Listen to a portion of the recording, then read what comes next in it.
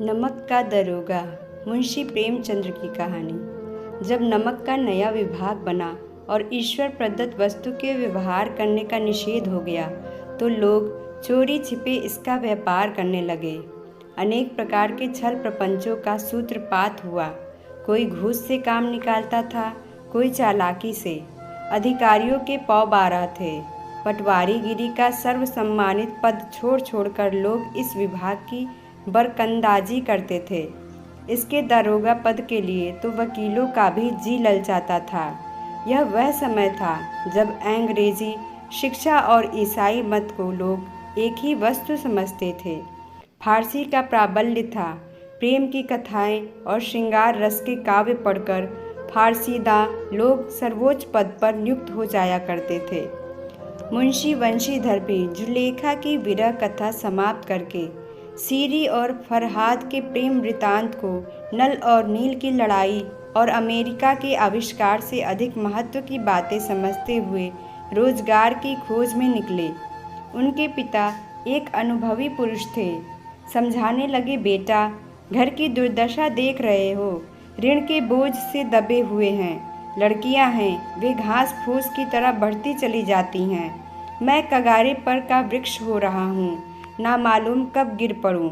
अब तुम्हें घर के मालिक मुख्तार हो। नौकरी में ओहदे की ओर ध्यान मत देना, यह तो पीर का मज़ार है।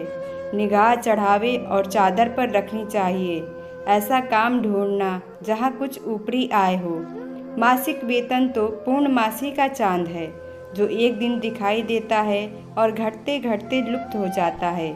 ऊपरी आय बहता हुआ स्रोत है, जिससे सदैव प्यास बुझती है। वेतन मनुष्य देता है, इसी से उसमें वृद्धि नहीं होती। ऊपरी आमदनी ईश्वर देता है, इसी से उसकी बरकत होती है। तुम स्वयं विद्वान हो, तुम्हें क्या समझाऊं? इस विषय में विवेक की बड़ी आवश्यकता है। मनुष्य को देखो, उसकी आवश्यकता को देखो और अवसर को देखो। उसके उपरांत जो उचित समझो करो। गरज वाले आदमी के साथ कठोरता करने में लाभ ही लाभ है, लेकिन बेगरज को दांव पर पाना जरा कठिन है। इन बातों को निगाह में बांध लो, यह मेरी जन्म भर की कमाई है। इस उपदेश के बाद पिताजी ने आशीर्वाद दिया। वंशीधर आज्ञाकारी पुत्र थे। ये बातें ध्यान से सुनी और तब घर से चल खड़े हुए। इस विस्तृत संसार में उनके लिए धैर्य अपना मित्र, बुद्धि अपनी पथ प्रदर्शक और आत्मावलंबन ही अपना सहायक था। लेकिन अच्छे शकुन से चले थे। जाते ही जाते नमक विभाग के दरोगा पद पर प्रतिष्ठित हो गए। वेतन अच्छा और ऊपरी आय का तो ठिकाना ही न था। वृद्ध मुंशी जी को सुख संवाद मिला तो फूले न समाये। महाजन कुछ नरम पड़े। कलवार की आशा लता लहलहाई। पड़ोसियों के हृदय में शूल उठने लगे। जाड़े के दिन थे और रात का समय। नमक के सिपाही चौकीदार नशे में मस्त थे। मुंशी वंशीधर को यहाँ आए अभी 6 महीने से अधिक न हुए थे, लेकिन इस थोड़े समय में ही उन्होंने अपनी कार्यकुशलता और उत्तम आचार से अफसरों को मोहित कर लिया था। अफसर लोग उन पर बहुत विश्वास करने लगे। नमक के दफ्तर से 1 मील पूर्व की ओर जमुना बहती थी। उस पर नाव का एक पुल बना हुआ था। दरोगा जी किवाड़ बंद किए मीठी नींद सो रहे थे। अचानक आँख खुली तो नदी के प्रवाह की जगह गाड़ियों की गड़गड़ाहट तथा मल्लाहों का कोलाहल सुनाई दिया। उठ बैठे। इतनी रात गए गाड़ियाँ क्यों नदी के पार जाती हैं? अवश्य कुछ न कुछ गोलमाल है। तर्क ने भ्रम को पुष्ट किया। वर्दी पहनी, तमंचा जेब में रखा और बात में घोड़ा बढ़ाए हुए पुल पर आ पहुँचे। गाड़ियों की एक लंबी कतार पुल के पार जाती देखी। डांट कर पूछा, किसकी गाड़ियाँ हैं? थोड़ी देर तक सन्नाटा रहा। आदमियों में कुछ कानाफूसी हुई। तब आगे वाले ने कहा, पंडित अलोपी दीन की। कौन पंडित अलोपी दीन? दातागंज के। मुंशी वंशीधर चौके। पंडित अलोपी दीन इस इलाके के सबसे प्रतिष्ठित जमींदार थे। लाखों रुपए का लेन देन करते थे। इधर छोटे से बड़े कौन ऐसे थे जो उनके ऋणी ना हो। व्यापार भी बड़ा लंबा चौड़ा था, बड़े चलते पुर्जे आदमी थे। अंग्रेज अफसर उनके इलाके में शिकार खेलने आते और उनके मेहमान होते। 12 मास सदा व्रत चलता था। मुंशी ने पूछा, गाड़ियाँ कहाँ जाएंगी? उत्तर मिला, कानपुर। लेकिन इस प्रश्न पर कि इनमें क्या है, सन्नाटा छा गया। दारोगा साहब का संदेह और भी बढ़ा। कुछ देर तक उत्तर की बाट देखकर वह जोर से बोले, क्या तुम सब गूंगे हो गए हो? हम पूछते हैं इनमें क्या लदा है। जब इस बार भी कोई उत्तर ना मिला तो उन्होंने घोड़े को एक गाड़ी से मिलाकर बोरे को टटोला। भ्रम दूर हो गया, यह नमक के ढेले थे। पंडित आलोपी दिन अपने सजीले रथ पर सवार कुछ सोते कुछ जागते चले आते थे। अचानक कई गाड़ी वालों ने घबराए हुए आकर जगाया और बोले, महाराज, दरोगा ने गाड़ियाँ रोक दी हैं और घाट पर खड़े आपको बुलाते हैं। पंडित आलोपी दीन का लक्ष्मी जी पर अखंड विश्वास था। वह कहा करते थे कि संसार का तो कहना ही क्या, स्वर्ग में भी लक्ष्मी का ही राज है। उनका यह कहना यथार्थ ही था। न्याय और नीति सब लक्ष्मी के ही खिलौने हैं। इन्हें वह जैसे चाहती हैं नचाती हैं। लेटे ही लेटे गर्व से बोले, चलो हम आते हैं। यह कहकर पंडित जी ने बड़ी निश्चिंतता से पान के बीड़े लगाकर खाए। फिर लिहाफ ओढ़े हुए दरोगा के पास आकर बोले, बाबूजी आशीर्वाद, कहिए हमसे ऐसा कौन सा अपराध हुआ कि गाड़ियाँ रोक दी गईं? हम ब्राह्मणों पर तो आपकी कृपा दृष्टि रहनी चाहिए। वंशीधर रुखाई सी बोले, सरकारी हुक्म। पंडित आलोपी दीन ने हंसकर कहा, हम सरकारी हुक्म को नहीं जानते और ना सरकार को। हमारे सरकार तो आप ही हैं। हमारा और आपका तो घर का मामला है। हम कभी आपसे बाहर हो सकते हैं? आपने व्यर्थ का कष्ट उठाया। यह हो नहीं सकता कि इधर से जाएं और इस घाट के देवता को भेंट न चढ़ावें। मैं तो आपकी सेवा में स्वयं ही आ रहा था। वंशीधर पर ऐश्वर्य की मोहिनी वंशी का कुछ प्रभाव न पड़ा।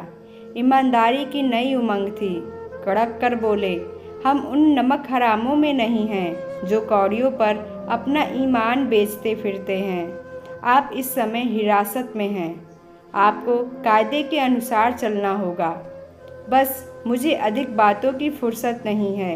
जमादार बदलू सिंह, तुम इन्हें हिरासत में ले चलो, मैं हुक्म देता हूँ। पंडित आलोपी दिन स्तंभित हो गए। गाड़ी वानों में हलचल मच गई। पंडित जी के जीवन में कदाचित यह पहला ही अवसर था कि पंडित जी को ऐसी कठोर बातें सुननी पड़ी। बदलू सिंह आगे बढ़ा, किंतु रोब के मारे यह साहस न हुआ कि उनका हाथ पकड़ सके। पंडित जी ने धर्म को धन का ऐसा निरादर करते कभी न देखा था। विचार किया कि यह अभी उदंड लड़का है, माया मोह के जाल में अभी नहीं पड़ा, अल्हड़ है, झिझकता है। बहुत दीन भाव से बोले, बाबू साहब ऐसा ना कीजिए, हम मिट जाएंगे, इज्जत धूल में मिल जाएगी। हमारा अपमान करने से आपके हाथ क्या आएगा? हम किस तरह आपसे बाहर थोड़े ही हैं। मुंशीधर ने कठोर स्वर में कहा, हम ऐसी बातें नहीं सुनना चाहते।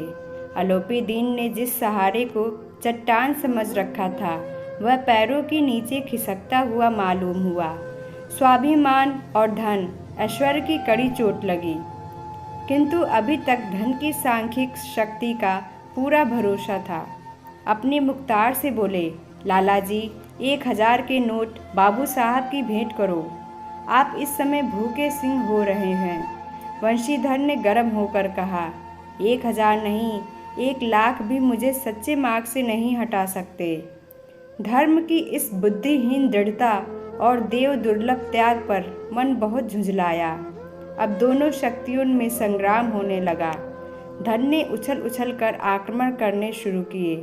1 से 5, 5 से 10, 10 से 15 और 15 से 20,000 तक नौबत पहुंची, किंतु धर्म अलौकिक वीरता के साथ बहुसंख्यक सेना के सम्मुख अकेला पर्वत की भांति अटल अविचलित खड़ा था। आलोपी दीन निराश होकर बोले, अब इससे अधिक मेरा साहस नहीं, आगे आपको अधिकार है। वंशीधर ने अपने जमादार को ललकारा। बदलू सिंह मन में दरोगा जी को गालियां देता हुआ पंडित आलोपी दीन की ओर बढ़ा। पंडित जी घबराकर 2-3 कदम पीछे हट गए। अत्यंत दीनता से बोले, बाबू साहब, ईश्वर के लिए मुझ पर दया कीजिए। मैं 25,000 पर निपटारा करने को तैयार हूँ। असंभव बात है, 30,000 पर किसी तरह भी संभव नहीं। क्या 40,000 पर भी नहीं? 40,000 नहीं, 40 लाख पर भी असंभव है। बदलू सिंह, इस आदमी को हिरासत में ले लो। अब मैं एक शब्द भी नहीं सुनना चाहता। धर्म ने धन को पैरों तले कुचल डाला। आलोपी दीन ने एक हृष्ट पुष्ट मनुष्य को हथकड़ियाँ लिए हुए अपनी तरफ आते देखा। चारों ओर निराश और कातर दृष्टि से देखने लगे। इसके बाद मूर्छित होकर गिर पड़े। दुनिया सोती थी, पर दुनिया की जीभ जागती थी। सवेरे देखिए तो बालक वृद्ध सबके मुंह से यही बात सुनाई देती थी। जिसे देखे वही पंडित जी के इस व्यवहार पर टीका टिप्पणी कर रहा था। निंदा की बौछारें हो रही थी, मानो संसार से अब पापी का पाप कट गया। पानी को दूध के नाम से बेचने वाला ग्वाला, कल्पित रोजना मछली भरने वाले अधिकारी वर्ग, रेल में बिना टिकट सफ़र करने वाले बाबू लोग, जाली दस्तावेज बनाने वाले सेठ और साकार, यह सब के सब देवताओं की भांति गर्दनें चला रहे थे। जब दूसरे दिन पंडित आलोपी दीन अभियुक्त होकर कांस्टेबलों के साथ हाथों में हथकड़ियाँ, हृदय में ग्लानि और क्षोभ भरे, लज्जा से गर्दन झुकाए अदालत की तरफ चले तो सारे शहर में हलचल मच गई। मेलों में कदाचित आंखें इतनी व्यग्र न होती होंगी। भीड़ के मारे छत और दीवार में कोई भेद न रहा, किंतु अदालत में पहुंचने की देर थी। पंडित आलोपी दीन इस अगाध वन के सिंह थे। अधिकारी वर्ग उनके भक्त, अमले उनके सेवक, वकील मुख्तार उनके आज्ञा पालक और अर्दली, चपरासी तथा चौकीदार तो उनके बिना मोल के गुलाम थे। उन्हें देखते ही लोग चारों तरफ से दौड़े। सभी लोग विस्मित हो रहे थे, इसलिए नहीं कि आलोपी दीन ने यह कर्म किया, बल्कि इसलिए कि वह कानून के पंजे में कैसे आए। ऐसा मनुष्य जिसके पास असाध्य साधन करने वाला धन और अनन्य वाचालता हो, वह क्यों कानून के पंजे में आए। प्रत्येक मनुष्य उनसे सहानुभूति प्रकट करता था। बड़ी तत्परता से इस आक्रमण को रोकने के निमित्त वकीलों की एक सेना तैयार की गई। न्याय के मैदान में धर्म और धन में युद्ध ठन गया। वंशीधर चुपचाप खड़े थे। उनके पास सत्य के सिवा न कोई बल था, न स्पष्ट भाषण के अतिरिक्त कोई शस्त्र। गवाह थे, किंतु लोभ से डावाडोल। यहाँ तक कि मुंशी जी को न्याय भी अपनी ओर कुछ खिंचा हुआ दिख पड़ता था। वह न्याय का दरबार था, परंतु उसके कर्मचारियों पर पक्षपात का नशा छाया हुआ था। किंतु पक्षपात और न्याय का क्या मेल। जहाँ पक्षपात हो वहाँ न्याय की कल्पना नहीं की जा सकती। मुकदमा शीघ्र ही समाप्त हो गया। डिप्टी मजिस्ट्रेट ने अपनी तजवीज़ में लिखा, पंडित आलोपी दीन के विरुद्ध दिए गए प्रमाण निर्मूल और भ्रमात्मक हैं। वह एक बड़े भारी आदमी हैं। यह बात कल्पना के बाहर है कि उन्होंने थोड़े लाभ के लिए ऐसा दुस्साहस किया हो। यद्यपि नमक के दरोगा मुंशी वंशीधर का अधिक दोष नहीं है, लेकिन यह बड़े खेद की बात है कि उसकी उद्दंडता और विचारहीनता के कारण एक भले मानुष को कष्ट झेलना पड़ा। हम प्रसन्न हैं कि वह अपने काम में सजग और सचेत रहता है, किंतु नमक के मुकदमे की बढ़ी हुई नमक से हलाली ने उसके विवेक और बुद्धि को भ्रष्ट कर दिया। भविष्य में उसे होशियार रहना चाहिए। वकीलों ने यह फैसला सुनाया और उछल पड़े। पंडित आलोपी दीन मुस्कुराते हुए बाहर निकले। स्वजन बांधवों ने रुपए की लूट की। उदारता का सागर उमड़ पड़ा। उसकी लहरों ने अदालत की नींव तक हिला दी। जब वंशीधर बाहर निकले तो चारों ओर उनके ऊपर व्यंग बाणों की वर्षा होने लगी। चपरासियों ने झुक झुक कर सलाम किए, किंतु इस समय एक कटु वाक्य, एक एक संकेत उनकी गर्वाग्नि को प्रज्वलित कर रहा था। कदाचित इस मुकदमे में सफल होकर वह इस तरह अकड़ते हुए न चलते। आज उन्हें संसार का एक खेदजनक विचित्र अनुभव हुआ। न्याय और विद्वता, लंबी चौड़ी उपाधियाँ, बड़ी बड़ी दाढ़ियाँ, ढीले चोगे एक भी सच्चे आदर का पात्र नहीं हैं। मुंशीधर ने धन से बैर मोल लिया था। उसका मूल्य चुकाना अनिवार्य था। कठिनता से 1 सप्ताह बीता होगा कि मुअत्तली का परवाना आ पहुंचा। कार्यपरायणता का दंड मिला। बेचारे भग्न हृदय, शोक और खेद से व्यथित घर को चले। बूढ़े मुंशी जी तो पहले ही से कुड़बुढ़ा रहे थे कि चलते चलते इस लड़के को समझाया था, लेकिन इसने एक न सुनी। सब मनमानी करता है। हम तो कलवार और कसाई के तगादे सहे, बुढ़ापे में भगत बनकर बैठे और वहाँ बस वही सूखी तनख्वाह। हमने भी तो नौकरी की है और कोई ओहदेदार नहीं थे, लेकिन काम किया दिल खोल कर, और आप ईमानदार बनने चले हैं। घर में चाहे अंधेरा हो, मस्जिद में अवश्य दिया जलाएंगे। खेद ऐसी समझ पर पढ़ना लिखना सब अकारथ गया। इसके थोड़े ही दिनों बाद जब मुंशी वंशीधर इस दुरावस्था में घर पहुँचे और बूढ़े पिताजी ने समाचार सुना तो सिर पीट लिया। बोले, जी चाहता है कि तुम्हारा और अपना सिर फोड़ लूँ। बहुत देर तक पछता पछता कर हाथ मलते रहे। क्रोध में कुछ कठोर बातें भी कहीं, और यदि वंशीधर वहाँ से टल न जाता तो अवश्य ही यह क्रोध विकट रूप धारण करता। वृद्ध माता को भी दुख हुआ। जगन्नाथ और रामेश्वर यात्रा की कामनाएं मिट्टी में मिल गईं। पत्नी ने कई दिनों तक सीधे मुंह बात तक नहीं की। इसी प्रकार 1 सप्ताह बीत गया। सांध्य का समय था।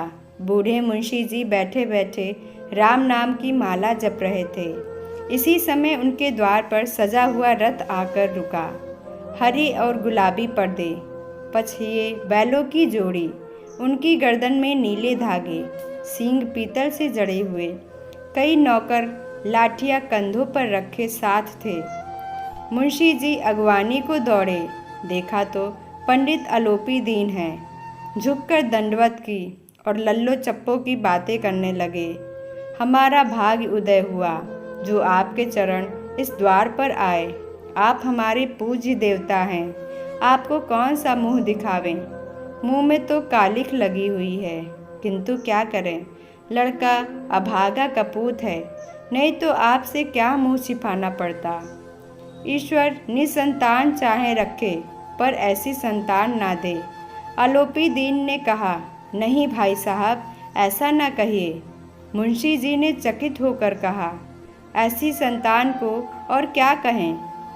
अलोपी दीन ने वात्सल्यपूर्ण स्वर में कहा, कुल तिलक और पुरखों की कीर्ति उज्जवल करने वाले संसार में ऐसे कितने धर्मपरायण मनुष्य हैं जो धर्म पर अपना सब कुछ अर्पण कर सके। पंडित अलोपी दीन ने वंशीधर से कहा, दरोगा जी, इसे खुशामद ना समझिए। खुशामद करने के लिए मुझे इतना कष्ट उठाने की ज़रूरत ना थी। उस रात को आपने अपने अधिकार बल से अपनी हिरासत में लिया था, किंतु आज मैं स्वेच्छा से आपकी हिरासत में आया हूँ। मैंने हजारों रईस और अमीर देखे, हजारों उच्च पदाधिकारियों से काम पड़ा, किंतु परास्त किया तो आपने। मैंने सबको अपना और अपने धन का गुलाम बनाकर छोड़ दिया। मुझे आज्ञा दीजिए कि आपसे कुछ विनय करूं। वंशीधर ने अलोपी दीन को आते देखा तो उठकर सत्कार किया, किंतु स्वाभिमान सहित। समझ गए कि यह महाशय मुझे लज्जित करने और जलाने आए हैं। क्षमा प्रार्थना की चेष्टा नहीं की, वरन उन्हें अपने पिता की यह ठकुर सुहाती की बात असह्य सी प्रतीत हुई। पर पंडित जी की बातें सुनी तो मन की मैल मिट गई। पंडित जी की ओर उड़ती हुई दृष्टि से देखा। सद्भाव झलक रहा था। गरुड़ ने अब लज्जा के सामने सिर झुका दिया। शर्माते हुए बोले, यह आपकी उदारता है जो ऐसा कहते हैं। मुझसे जो कुछ अविनय हुई है उसे क्षमा कीजिए। मैं धर्म की बेड़ी में जकड़ा हुआ था, नहीं तो वैसे मैं आपका दास हूँ। जो आज्ञा होगी वह मेरे सिर माथे पर। आलोपी दीन ने विनीत भाव से कहा, नदी तट पर आपने मेरी प्रार्थना नहीं स्वीकार की थी, किंतु आज स्वीकार करनी पड़ेगी। वंशीधर बोले, मैं किस योग्य हूँ, किंतु जो कुछ सेवा मुझसे हो सकती है उसमें त्रुटि न होगी। आलोपी दीन ने एक स्टाम्प लगा हुआ पत्र निकाला और उसे वंशीधर के सामने रखकर बोले, इस पत्र को स्वीकार कीजिए और अपने हस्ताक्षर कर दीजिए। मैं ब्राह्मण हूँ, जब तक यह सवाल पूरा न कीजिएगा द्वार से ना हटूंगा। मुंशी वंशीधर ने उस कागज को पढ़ा तो कृतज्ञता से आंखों में आंसू भर आए। पंडित आलोपी दीन ने उनको अपनी सारी जायदाद का स्थायी मैनेजर नियत किया था। 6,000 वार्षिक वेतन के अतिरिक्त रोजाना खर्च अलग, सवारी के लिए घोड़ा, रहने को बंगला, नौकर चाकर मुफ्त। कंपित स्वर में बोले, पंडित जी, मुझ में इतनी सामर्थ्य नहीं है कि आपकी उदारता की प्रशंसा कर सकूं, किंतु ऐसे उच्च पद के योग्य नहीं हूँ। आलोपी दीन हंसकर बोले, मुझे इस समय एक अयोग्य मनुष्य की ही जरूरत है। वंशीधर ने गंभीर भाव से कहा, यो मैं आपका दास हूँ। आप जैसे कीर्तिवान सज्जन पुरुष की सेवा करना मेरे लिए सौभाग्य की बात है, किंतु मुझमें न विद्या है, न बुद्धि, न वह स्वभाव जो इन त्रुटियों की पूर्ति कर देता है। ऐसे महान कार्य के लिए एक बड़े मर्मज्ञ अनुभवी मनुष्य की जरूरत है। आलोपी दीन ने कलमदान से कलम निकाली और उसे वंशीधर के हाथ में देकर बोले, न मुझे विद्वता की चाह है, न अनुभव की, न मर्मज्ञता की, न कार्य कुशलता की। इन गुणों के महत्व को खूब पा चुका हूँ। अब सौभाग्य और सुअवसर ने मुझे वह मोती दे दिया जिसके सामने योग्यता और विद्वता की चमक फीकी पड़ जाती है। यह कलम लीजिए, अधिक सोच विचार न कीजिए, दस्तखत कर दीजिए। परमात्मा से यही प्रार्थना है कि वह आपको सदैव वही नदी के किनारे वाला बैमुरावत, उद्दंड, कठोर परंतु धर्मनिष्ठ दरोगा बनाए रखे। वंशीधर की आंखें डबडबा आईं। हृदय के संकुचित पात्र में इतना एहसान न समा सका। एक बार फिर पंडित जी की ओर भक्ति और श्रद्धा के दृष्टि से देखा और कांपते हुए हाथ से मैनेजरी के कागज पर हस्ताक्षर कर दिए। आलोपी दीन ने प्रफुल्लित होकर उन्हें गले लगा लिया। धन्यवाद।